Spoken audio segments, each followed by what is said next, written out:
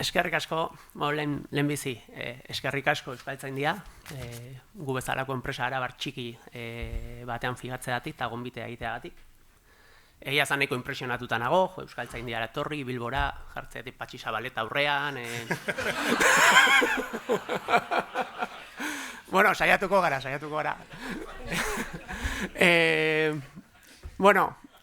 Zan duzuenez, guk Araban jaio ginen eta urten Nafarroara edatu gara. Behar bada, Arabatik ez dugulako hainbeste ikusten Nafarroa parke tematiko bezala, Mikel gero izango dugu, eta guretzako izan da nahiko pausu naturala, ez? Orduan, ingo dizuet agindu bat, ez dut informatikari buruz gehiagitze egingo gaur. Saiatuko naiz, enpresa, zerbitzua, euskara, ideia horren inguruan buelta batzuk ematen, eta nahiko modu naturalean egin nahiko nuke. Nik ez dut ekarri, laboralkutxak ekarri duen horren pentsatutako eta garatutako aurkezpen bat. Portzeto, bidaideak gara eta laguntzen ari gara laboralkutxa euskara hobetzen. Hemen daukazue, normalean erabiltzen dugun gure aurkezpenerako diapositiba errez bat, ez? Horrekaite 2009ko urtarrilean sortzen da, Gasteizen. Sortu genuen enpresa 3 pertsonan artean, eta 3 pertsona horietatik 2 euskalduna ginen. Orduan, betiko bai baino ez horretan, sortu genuen gaztelaniaz, euskararen presentzia bat egon bartzela eta normalizazio bat egon bartzela bargi geneukan, baino 2 bai batek ez. Gero, 2011an ja jasotze ditugu lehenengo sariak, proiektuetan lan hona egiteagatik eta ez zaituzte eta aspertu gunekin. 2012an gaude ja nazioartean lan egiten, konkretuki estatu batuetan egin genuen proiektu bat. 2013an ISOko ziurtagiriak eta eskuratzen ditugu, 2015an horrein ditugun instalazio berrietara joaten gara, goaz eginen ez garaje batean, hori oso informatikarien oso historia kutxuna da, ez gurea bulego batzen, merkea, sartu eta sarrera ireki eta zutabe bat zeukalako ate aurrean, orduan komertzialki ez zeukan balio askorik, baina guretzako batzuena jola, ez. Eta gero, 2018an guk eskuratu dezakegun errekonozimendu gorena ezagupenari dagokionez, eskuratu genuen SAP Gold Partner, eta aurtengo martxoan, esan dizuedana, ireki dugu Nafarroan bulego bat. Zergatik ireki dugu Nafarroan? Ez du euskara kontuekin zerikusirik. Guke autogintzan eta desenti biltzen gara, Araban eta ditugun bezero asko sektor horretakoak dira, eta espansio natural bat zegoen Nafarroara ikusita, ez? Hori ireki dugu Nafarroan, eta hasten ari gara, eta posik. Zerk bereizten gaitu, zuek pentsatzen duzuenean aholkularitza informatiko batean, ez duzue horrek aiten pentsatzen seguro. Pentsatzen dituzue, ez dakite guztiok ezagutzen ditugun marka handiak, edo hemen Euskal Herrian handiagoak izan daitezkeen, ez dakit Ibermatika modukoak eta ez. Gu gara, 50 bat pertsona barruan, nahiko txikiak, eta 3 gauza egiten gaituzte ezberdin, ez. Lehenengoa da, adituak garela teknologia konkretu batean, SAP deitzen da, kudeaketarako balio du, eta ezin da euskeraz eskuratu produktua gainera. Orduan, ari gara gure borrokan ere hori lortzeko, katalanez bai, por cierto, baina euskeraz oraindik ez. Gure bitxikeri bat da, bakarrik teknologia honetan lan egiten dugula. Teknologia hau erabiltzen dute Euskal Herriko administrazio publiko gehienak, industria eta enpresa handi gehienak ere, eta enpresa txikita ertainen artean desente. Gero, gertuko filosofia bat garatu genuen, zer da gertuko izatea? Guke sortu genuen enpresa, beste aholkularitza handiago batzuetan ibiltzen ginen, eta orduan ibiltzen ginen etengabeko bidaietan, proiektuan hon ateratzen zen, guk joaten ginen. Eta hola, bizitza profesionala eta pertsonala bateratzea oso zaila zenez, erabaki genuen gure aholkularitza txikia Gasteizen sortzea, ez? Eta erabaki genuen bakarrik Araba, Bizkaia, Gipuzkoa, Nafarroa eta Errioxan lan egingo genuela. Eta, bueno, hor dago. Eta ondo atera da, momentuz, bueno, ia 11 urte hauetan ondo atera da. Ez dugu kanpora joan beharrik izan lana bilatzera, bai, hemengo enpresekin kanpora proiektuak egitera, baina, bueno, denbora gehienean etxean egoten gara, ez? Eta gero, ezberdinak, erabaki genulako enpresa hau oso parte hartzaile izan bertzuela, izan behar genuela berezko filosofia bat, guk corporate balance deitu genuen, ikusten duzu corporate balance da oreka korporatiboa ingelesez, gure izenean ere orekaren kontzeptua daukagu, beti orekaren kontzeptuarekin jokatzen ari gara, oreka sortu zelako bizitza profesionala eta pertsonala orekatzeko asmoarekin, ez? Eta orduan, bueno, orain arte ez naiz euskara kontuetan sartu, baina euskara ere hor gaudenen askoren bizitzan oso gauza garrantzitsua da, eta nola ez genuen izango ere gure lan esparruan, ezta? Eta, bueno, banoa aurrera eta banoa bukatzen ja aurkezten eta sartuko naiz gaian, Hau da gure antolakuntza, ikusten duzuenez nahiko celebrea da, lehen bagenukan nola pinu moduko bat, baina aldatu egin genuen eta borobil hau sortu genuen. Orduan, ze jakin behar duzue, bueno, 8 lantaldeetan banatzen dela gure enpresa, eta lantalde horiek oso autonomoak direla. Erabat autonomak izango nukenik, haiek antolatzen dituzte haien egin beharrak, ordutegiak, inbertsioak egin behar dituztenak formazioan edo olako gauzetan ere haiek erabakitzen dituzte, eta gero, badaude bi batzorde, funtzionatzen dutenak hilabetero, direla zuzendaritza batzordea eta koordinazio batzordea. Koordinazio batzordean, elkartzen gara 8 taldeburuak gehi 4 zuzendariak. Horrek esan nahi du, 50 pertsona dituen enpresa batean, 12 elkartzen garela erabaki nagusienak hartzen dituen mailan. Imaginatu, zelako berriketak, diskusioak, pasatzen dugu bizitza bilduta, baina gero horrek beste gauza bat ematen digu, ematen digu kohesioa, ematen digu pertenentzia sentimendu potente bat, ematen digu ere mundu guztia izatea enpresaren egoeraren jabe edo arazoen jabe, eta egiten gaitu nahiko bereziak, ez. Orduan, hemen aurkeztu dizuedan antolakuntza hontan ze lekua dauka euskerak edo nola ikusten dugu euskararen erronka, ez?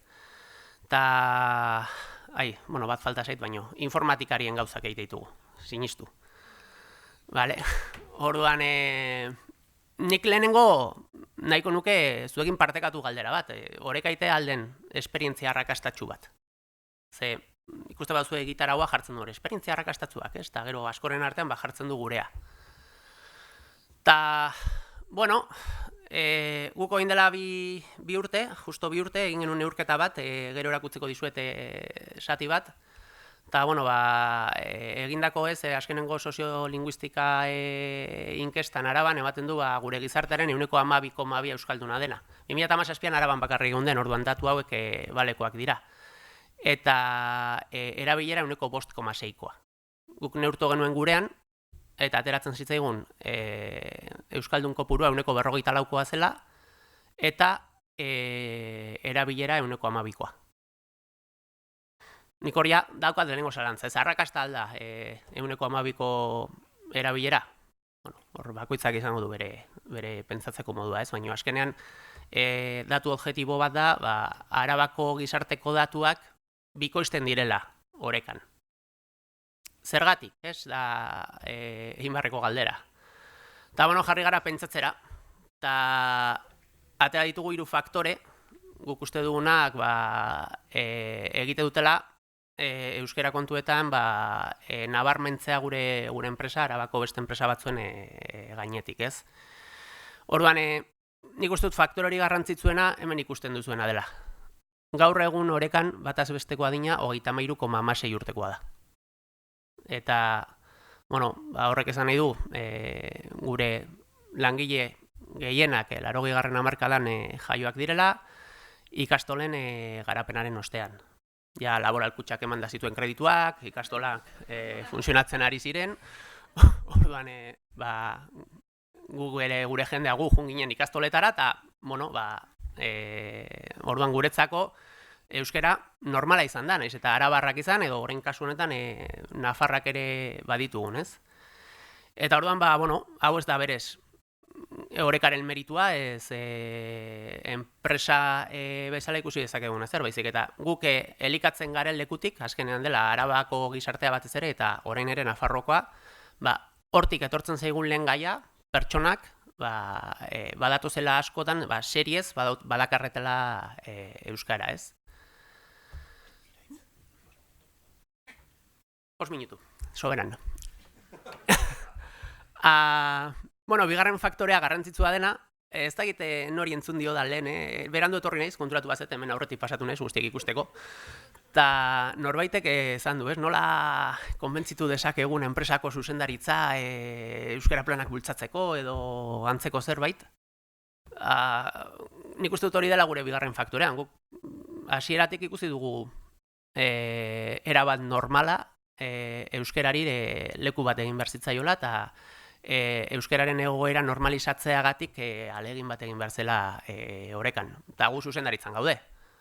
Ez da, inor etorri behar izan, horren agerikoa den gauza bat asaldu behar izateko, ez? Gero, tipikoa, euskara taldeak, komunikazio politika elebidunak, tresna informatiko elebidunak, adibidez, gure administrazio sailean, hor bai edo bai, mundu guztia euskalduna da, eta ditugun beste zerbitzu korporatibo batzuetan ere, bermatu behar dugulako, zentzu batean, enpresa eta langile bakoitzaren artean dagoen komunikazioa izan daitekela, bai euskeraz, bai gaztelaniaz, norberaren autuanen arabera. Orduan, ezin dugu bermatu gure aholkulari guztiak euskaldunak direnik, baino bai, orekako zerbitzu administratibo tantzekoetan dabiltzanak izango direla, edo harrera telefonikoan ibiltzen direnak, eta barez. Eta, orduan, hau uste dute elkarrizkataren baten eta esan dudala lehenago, ez? Normala izango etzena, euskera ez erabiltzea izango zen. Nola esango diogu guk ikastolatik etorri diren hoiei, batean bukatze dute ikasketak bukatze dituzte, sartzen dira enpresan, eta hurrengo egunean ja hasten gara euskerarekin. Pixka eta espaze bezalako kasu bat izango zen, ez? Eta, erreflexio hori, guk lehenengo egunetik egin genuen. Eta, hirugarren faktorea, guretzako oso argia da, lehiakortasuna da. Guk azkenean enpresa bat gara, eta ondo eramateaz aparte, eta inbeste ordu elkarrekin egoteaz aparte, egin behar duguna da, diru atera, merkatura atera, ondoko enpresekin borrokatu, eta alba da proiektuak irabazi. Orduan, guretzat euskera, lehiakorragoak egiten gaituen instrumentu bat da. Azkenean, zuek uste dut aipatu duzuela ere, edo entzun dute egon naizen denbora apurrean, gertutasuna sortzeko faktore bat dela, konfidantza igortzeko faktore bat dela. Orduan, zergatik ez dugu erabiliko, baldin badaukagu, ez? Eta, egin genuena, orain dela ja urte asko, Roberrekin, izan zen pixkatu ordenatu, bai euskarari zerbitzu euskaraz atera. Nik Mikel ez nuke izango horren komplikatu izan zenik. Ez dakit gaina urtero etortzen dira eta txekiatzen ditugu gauzak, eta nik uste dut nahiko gauza harina dela. Datorren astean daukagu Joizeko auditoria, eta esaten zuen nik hori asko zerastunagoa dela, hau baino. Orduan, gauzak neurtu behar dira, eta azkenean zero etxukuna egiteko behiratu behar da, baina ez dut nik pentsatzen horren astuna izan ditekenik, ez? Orduan, nik uste dut, pixkat pentsatuta enpresa barruan, hiru gauza hauek, edo hiru faktore hauek, gogoratu lehiakortasun palanka bat bezala ikustearena, normalizazioa bultzatzea, eta batez ere gaztetasuna, direla eraman gaituztenak zenbaki horiek izatera, ez? Esan dizuete, erakutsi behar nizuela, egin genuen neurketaren pantailazo bat, guk informatikari bezala nahiko binarioak gara. Orduan, egin genuen horrelako matrize bat, eta jendeari esan genuen, bete zure zutabea, ez? Eta orduan, langileak agertzen ziren, bai zutabetan eta bai hileretan, ez? Eta, esan genuen jendeari, jarri, gorriz, gaztelaniaz hitz egiten baduzu pertsona horrekin. Berdez, euskaraz hitz egiten baduzu, Eta horiz, elebiduna baldin bada erlazio, batzutan gaztelaniaz eta batzutan erderaz, ez? Gauza bat bitxia da, konstiente izan ginela lehenengo aldiz, ikusten dituzu laukitxuriak, hori dira, enpresa barruan sortuak ez zeuden erlazioak. Pentsatzen duzu zure enpresan mundu guztiak hitz egiten duela mundu guztiarekin, ba ez. Hor badu deutzune batzuk. Eta, ikusten duzu nahiko gorria ateratzela, ez da? Hau da, 9,9,6 zen berdea, 7,6 zen horia, ez? Eta 9,75 bat gorria. Orduan, izan daiteke, zenbakiak egotea, igual gure gizartearen gainean, baina hala ere guk ez dugu hau, pentsatzen arrakasta kasu bat, izan daitekenik oraindik ere asko gelditzen delako hemen normaltasun batera iristeko, ez? Eta hor bai, non ikuste ditugu keskarik handienak edo arazo handienak, ez? Bat argi dago, gizartearen arazo bat da, eta nik uste dut orain pilpilean dagoena, dela gure antolakuntzan dugun gaitasun guztia ez dugula erabiltzen. Osea, badaude hor kuadro hori asko, zergatik kuadro horiak ez dira berdeak. Inertziengatik, gaztelaniak izan dezakeen errestasunagatik momentu batean, auskalo, baina, kuadro hori horiek bai, berdera eraman beharko genituzkela, ez? Gero, guk oso arazo handia daukagu, erakusten dizudan neurketa hori da binakako elkarrizketeak. Guk pasatzen dugu eguna bilduta, eta daude ez da izan bat lantalde, eta azkenean, ditugun ez da izan bat lantalde daude asko, nik uste dut bik bakarrik lan egiten dutela euskeraz. Bat da euskara taldea, eta bestea da beste talde bat. Ze pasatzen da, azkenean, erdaldun bat sartzen baldin baduzu ja talde horretan, baldintzatzen ari digu taldearen hizkuntza. Orduan hau da arazoa daukaguna, bueltak eman zaizkiola, saiatu gara hainbat gauza egiten, baino ez dauka konponbide erresa, eta asko mugatzen gaituen gauza bat da.